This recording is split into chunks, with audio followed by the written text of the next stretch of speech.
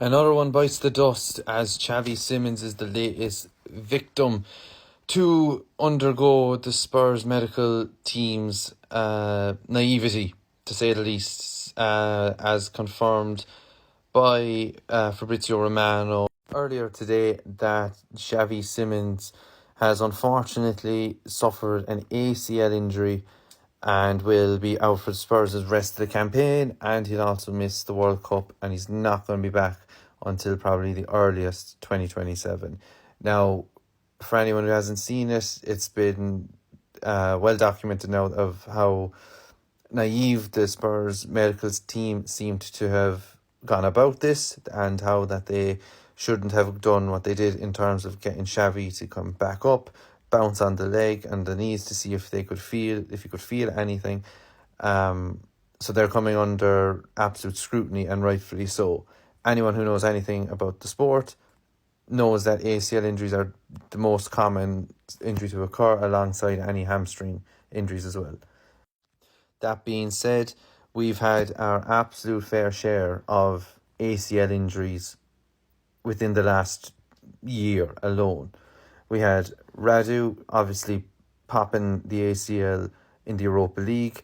James Maddison, he popped his ACL as well in pre-season over in Thailand at the start of the season, missed the whole campaign. Radu, in fairness, has been in and out of the squad, but he's been there for selection at least. The most recent one probably was Wilson Odegaard. He did his ACL injury as well, and now also we have Xavi. He's done his ACL injury. 4 key personnel for Spurs, especially Maddison and Xavi, both of our number 10s. Yes, Odegaard and Radu, they're not our starting outlets, but with everything that's gone on this year, we needed to rely on them, and we haven't had the much chance to, especially with Odegaard on that left wing. We were okay in the centre half department for the most part, but especially left wing, that's where we seem to really, really have struggled. And it just goes to show that in 2020, this season, so 25-26 season, like Spurs, we've had 4 major ACL injuries. This is not to forget the absolute long-term injury that Kulu has had,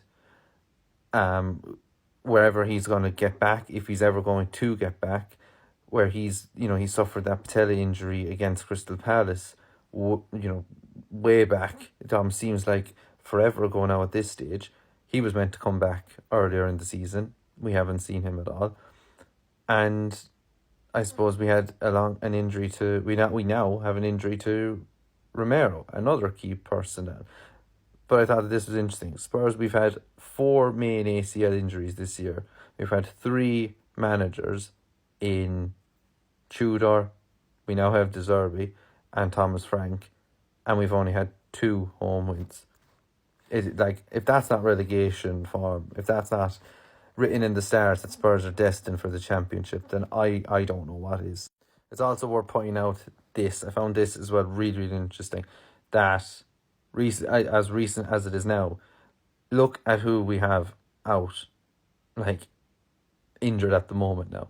At the top there, Solanke, he went off injured, as well as Simons in our last game against Wolves. Udogie, his hamstring is just like a spaghetti string. I think we should be looking to get rid of him in the summer. Vicario, he's had his surgery in his hernia, but he's also been out the last, game or two. Sarr was out as well. Romero, he's out for the rest of the season. He's not going to be putting on a white shirt at all for the rest of the season, in my opinion. And be lucky to get into the... we will, knowing him, he'll be back for the World Cup and he'll be all fine. Mohamed Kudus, we were thinking that, this will be great. Kudus is coming back. He'll be fine. It'll be great to see him under De Zerbi. First training session he's in, he's gone. He's out of it. Reoccurred again with the injury of the thigh. We had Odegaard, obviously enough, again, as we touched on with his ACL. Same with Decky with his knee. And obviously Ben Davies has been out of the squad as well. He's, his time at the club is probably coming near to an end. But again, he wasn't in contention to be selected either. something as well that I've seen a lot of Spurs creators being very vocal of. It's actually a very interesting point as well. Is maybe one of the main reasons that Spurs are being decimated with so many injuries is because of these. It's our pitch. Maybe because we have such a thin synthetic grass laid pitch, and it's obviously retractable, that's contributing to our injuries, because Radu injured his ACL at home, same with Odegaard, and same then as well with Decky against Palace.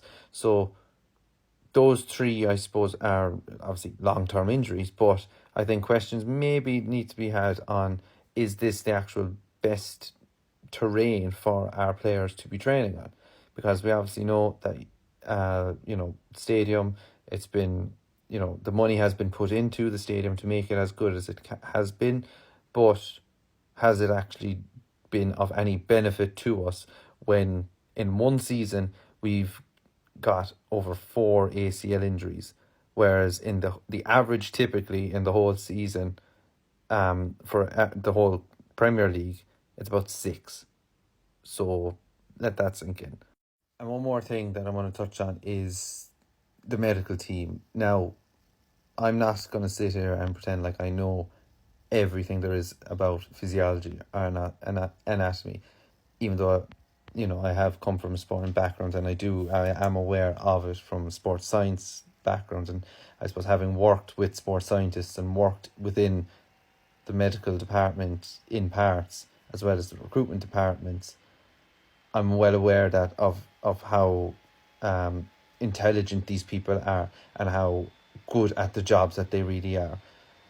That being said, we need to maybe take a look at our own medical department, because for some reason we seem to be getting something wrong. Is it rushing players to come back quicker than when we need them? You have the likes of Bergwall, Kudus, Van de Ven in some cases of last season, especially. Like, are our medical team, are they trying to get players back maybe quicker than they actually should be? So I think that maybe needs to be taken under review as well. But yeah, I've done a video on this before on my YouTube channel that kind of not does the blame game, but it does go in depth into the different injuries, like in terms of who is to the root of all this. Is it the players? Is it the hierarchy with Lange and Vinay, or is it the medical staff, or is it a culmination of all three of them? So if you're interested in that, check it out on my YouTube.